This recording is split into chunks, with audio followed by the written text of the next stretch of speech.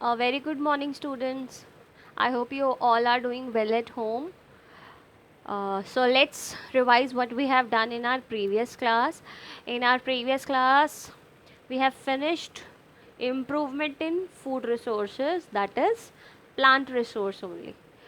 So now today we are going to start food resources, that is animal resource. So let's start the class. So as I already explained, today we are going to study food resources, that is animal resource. So food resources are of two types, plants and animals. Plants, as I told you, we have already completed in our previous class. So let's come to animal resource. So animals are providing us four things: milk, egg, flesh and honey. So milk is produced by milk giving animals like sheep, cow, buffalo. Eggs can be given by birds like hen. Flesh, meat, we are getting from hen, fishes, etc. And honey we are getting from honey bee. So one by one I'll be explaining all four different animal resources. So let's start with milk, means farming of kettles. So let's start. Animal husbandry, it is the scientific management of animals, livestock.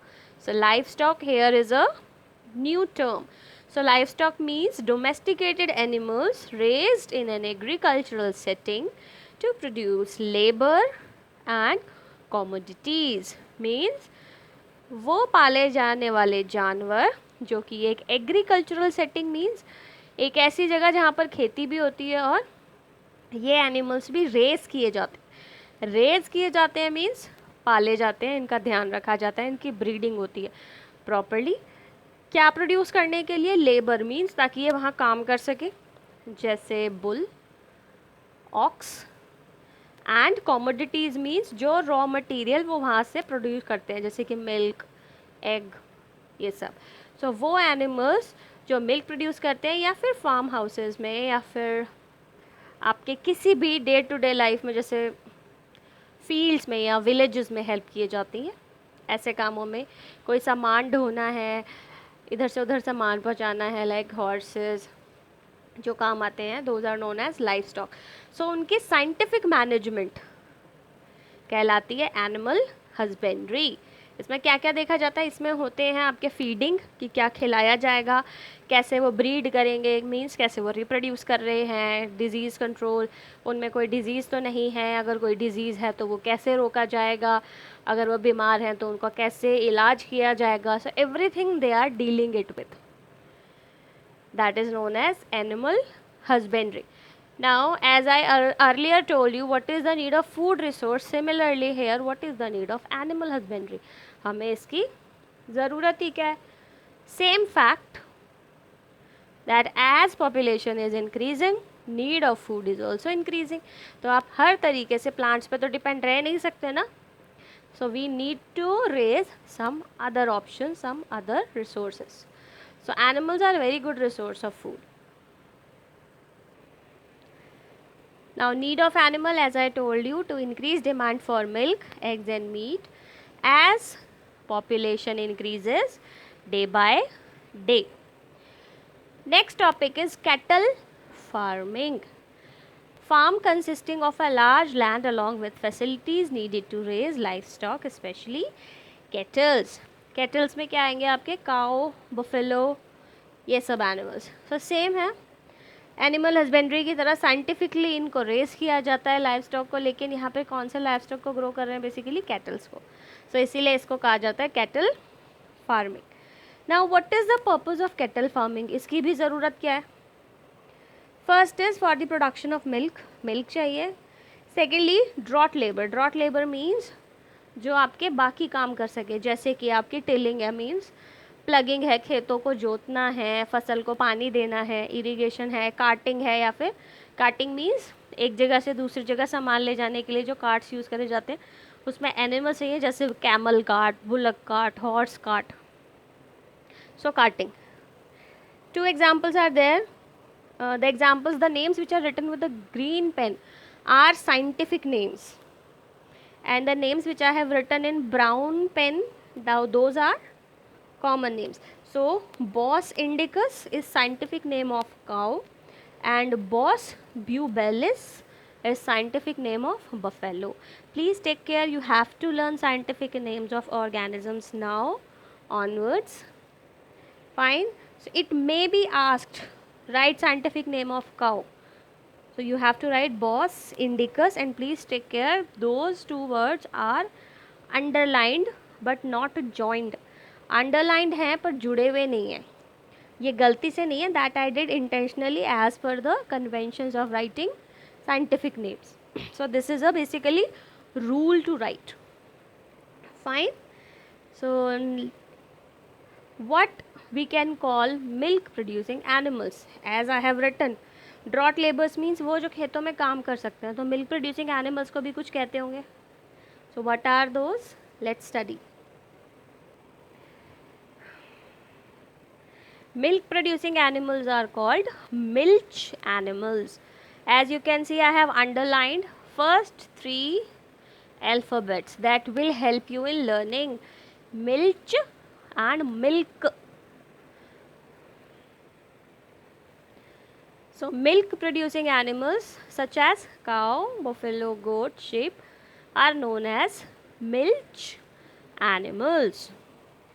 Now as we are talking about milk, so lactate is also very important, and lactation period. Lactation period क्या होता है? The period of milk production after the birth of a baby. एक baby के birth के बाद जब एक organism, जब कोई भी एनिमल मिल्क प्रोड्यूस करता है, तो उस टाइम पीरियड को मिल्क प्रोडक्शन कहते हैं. कोई भी एनिमल जो है वो मिल्क प्रोड्यूस करता है सिर्फ और सिर्फ अपने बेबी के लिए, और ये होता है after the when the animal produce their baby. एक एनिमल जब एक बेबी को प्रोड्यूस करता है, उसको बर्थ देता है, उसके बाद सिर्फ अपने बेबी के लिए ही मिल्क प्रोड्यूस करता है, and that too for a fixed time period. ऐसा नहीं है कि लाइफ लॉन्ग मिल्क प्रोड्यूस करता ही रहेगा, नहीं, वो सिर्फ एक फिक्स टाइम पीरियड के लिए ही मिल्क प्रोड्यूस करता है. सो वो टाइम पीरियड जिसमें मिल्क की प्रोडक्शन होती है, उस पीरियड को कहते हैं लैक्टेशन पीरियड. बट पॉपुलेशन इतनी ज़्यादा है और हर एनिमल का फिक्स्ड लैक्टेशन पीरियड होता है. Like if I talk about cow basically lactation period is 2 to 3 months. But what after that, उसके बाद क्या, वो काउ वेस्ट हो जाती है, फिर वो मिल्क तो प्रोड्यूस करती नहीं है. तो प्रॉब्लम है ना, इतनी सारी पॉपुलेशन है, they need milk. So what to do, we can't rely on our regular breeds. हम जो नॉर्मल काउ बफेलो उन पे तो रिलाई कर नहीं सकते. So what scientists are doing, that you have already studied in plants hybridization. So now they are, first they opted foreign breeds, means जो आपकी exotic breeds होती हैं वो, and secondly they start hybridizing the animals. So let's study local and foreign breeds with special abilities.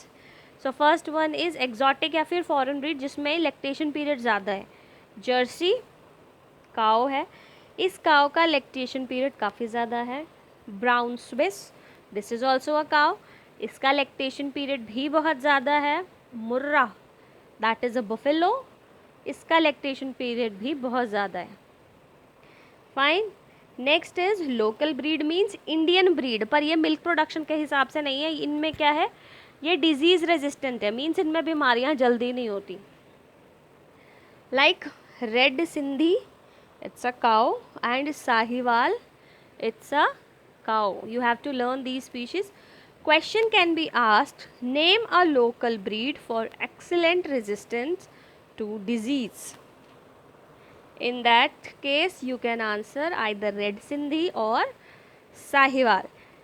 Next question can be, name an exotic breed of buffalo for long lactation period. So what would be your answer? Your answer would be murra. Fine. So now we are talking about animal husbandry needs and all. So obviously there must be some rules, some needs that they have to take care of. हम घर में रहते हैं, हमारे भी कुछ rules and regulations हैं, घर साफ़ होना चाहिए, दिस एंड ऑल, सैनिटाइजेशन, सो उनका भी कुछ होना चाहिए ना. सो yes, there are some rules, some things that farmers have to take care. Things to be taken care in cattle farming. Proper cleaning and shelter facility means जो जगह है जहाँ पर एनिमल्स को रखा जाए वो प्रॉपरली क्लीन होनी चाहिए और उनके ऊपर शेल्टर होना चाहिए, मतलब छत होना चाहिए, उनका शेल्टर प्रॉपर होना चाहिए. Regular brushing to remove dust. Animals को प्रॉपरली ब्रश किया जाए ताकि उनके ऊपर से डर्ट निकल जाए, डस्ट निकल जाए. प्रॉपर उनकी वॉशिंग हो ताकि उनको टिक्स एंड माइट्स ना हो. Next, well ventilated roofed shades. जो उनके शेड्स हों उसमें प्रॉपर वेंटिलेशन का अरेंजमेंट होना चाहिए. Next is floor of cattle shed needs to be slopy. जो उनकी शेड की जो फ्लोर है वो स्ट्रेट ना होके थोड़ी सी स्लोपी होनी चाहिए ताकि जो उनका सॉलिड वेस्ट है या फिर जो लिक्विड वेस्ट है वो फ्लोट कर दे और एक ड्रेन में कलेक्ट हो जाए ताकि क्लीनिंग ईजी हो जाए. Now food requirement of dairy animals. Obviously मैंने आपको बताया 2 टाइप्स ऑफ एनिमल्स हैं, एक मिल्क प्रोडक्शन के लिए और एक ड्रॉट लेबर के लिए, मीन्स काम करने के लिए. तो ऑब्वियसली उनकी रिक्वायरमेंट्स भी अलग अलग होंगी. तो जो मेंटेनेंस रिक्वायरमेंट नॉर्मल एनिमल की है, मीन्स अगर कोई भी एनिमल मिल्क प्रोड्यूस नहीं कर रहा है तो वो क्या खाएगा, तो वो नॉर्मल फीड लेगा. मीन्स मेंटेनेंस रिक्वायरमेंट उसकी क्या होगी, the food required to support the animals to live a healthy life, means normal balanced diet. और अगर वो मिल्क प्रोड्यूसिंग एनिमल है तो उसकी फूड रिक्वायरमेंट उसके लैक्टेशन पीरियड के हिसाब से होगी. Fine. Now next come to animal feed. अब मैंने बोल तो दिया है आपको कि एनिमल फीड प्रॉपर बैलेंस्ड होना चाहिए, but what all things are required in that, so let's study. So animal feed includes first roughage. Roughage means dietary fibers. So large amount of fibers are required. And secondly, concentrates. Concentrate means low in fiber and contain high levels of protein and other nutrients. Roughage means जो normal fodder होता है, animal fodder जो भी खाते हैं, and concentrates means जो उनको additional provide कराया जाता है जिसमें high amount of fiber होता है and protein levels and other nutrients ज़्यादा होते हैं. इट्स जस्ट लाइक दैट कि हम नॉर्मल फूड खाते हैं, उसके अलावा भी जो लोग बॉडी बिल्डिंग करते हैं उनको सप्लीमेंट्स की ज़रूरत होती है. They are taking extra supplements and extra things. So it is like that only. Food में सब कुछ नहीं मिलता है, so what's ever is missing, so they are using concentrates. Fine.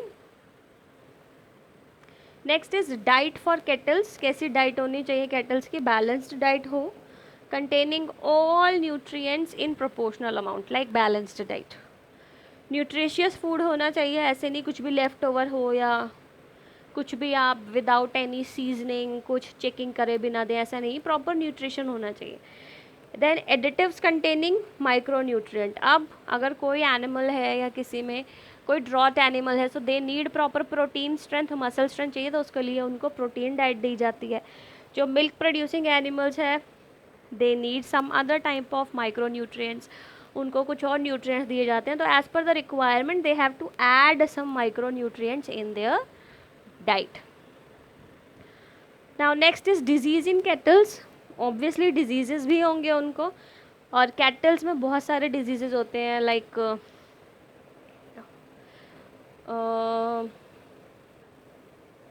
Like foot and mouth disease, that is a very dangerous disease, and some others like that only. So इन disease की वजह से ऐसा नहीं है कि वो बहुत ज़्यादा बीमार होते हैं, कई बार बहुत कम उनमें डिजीज़ होते हैं, but some disease causing death, कुछ डिजीज़ से मौत हो जाती है, पर कुछ डिजीज़ ऐसे होते हैं जो कि उनका मिल्क प्रोडक्शन कम कर देते हैं. So that is also not good. So let me explain you few disease causing organisms. Some disease causing organisms are parasites. Parasites are of two types, external parasites and internal. External means जो body के ऊपर रहते हैं, जो कि skin diseases करते हैं, like ticks and mites, fungus. Internal parasites जो कि बॉडी के अंदर रहते हैं, जैसे कि stomach, liver, intestine. Liver fluke example है इसका, जो कि लिवर में रहता है and it is damaging liver of organisms. Next is bacteria and viruses, जो कि आपको पता ही है नॉर्मल इन्फेक्शियस डिजीजेस करते हैं। Bacterial diseases, it can be any kind of bacterial disease, like human beings में हो जाता है डायरिया, एनिमल्स को भी हो सकता है। Viral diseases, as you know corona virus is very much active nowadays, so ऐसा नहीं है कि एनिमल्स में नहीं हो सकता, it can be in animals बहुत माइल्ड रेट में। Swine flu, so such kind of viruses and viral diseases are also there in animals. Yes, but in animals there are some vaccines, उनके injections already हैं जो कि animals को दिए जाते हैं if they are suffering from major viral and bacterial diseases. Fine, so I hope today's class all topics are very general, you can understand, write it down in your own language. Try to keep your answers precise. Please start studying because this chapter is about to finish.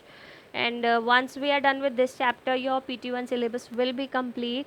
So start studying everything, start preparing notes, stay at home, stay healthy, and please submit your assignments on time. Thank you.